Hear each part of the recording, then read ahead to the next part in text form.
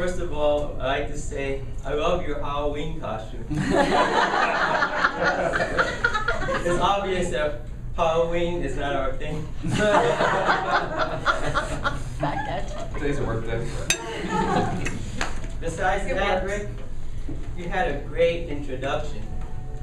I loved how you said, "Who believes in spirits?" And it really just drove the entire audience into your speech immediately. If they weren't paying attention before, they certainly were paying attention after you said that. You also had a great voice.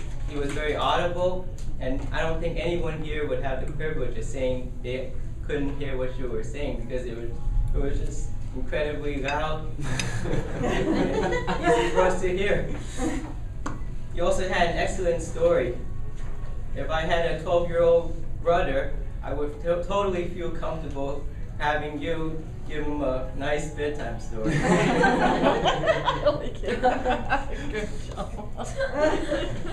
You also had great demonstrations with your visual aid when you pulled out the handkerchief and started crying with it.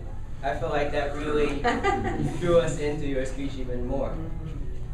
And you were also very interactive with, especially with Adele, when you were talking with her and she kind of was wondering why you were talking. Now, the points of your speech that I would improve is your hand gestures. At one point you were kind of like this in the beginning, and then you went out, and then you came back here to your stomach, and then you were doing this for a bit. I think they could have improved that by adding a little bit more variety to your hand gestures. Instead of doing this, maybe add it in with the rest of your speech, what kind of gestures you're going to do at that given point in time. I also think you could have had a little bit better range in your facial expressions. I really liked the story that you were telling when you were saying how your uncle, his picture frame fell to the ground and shattered. But as you were saying that, you just kind of said, well, his picture frame shattered. You could have acted like, oh my God, you know, his picture frame is shattered. And this is something that Jeremy has been trying to help me in my speech.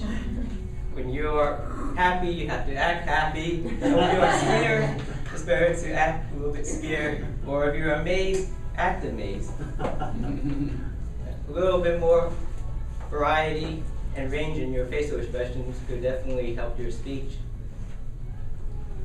Overall, I think you did an excellent job, and I definitely look forward to hearing more speeches from you in the future, Rick. Thanks.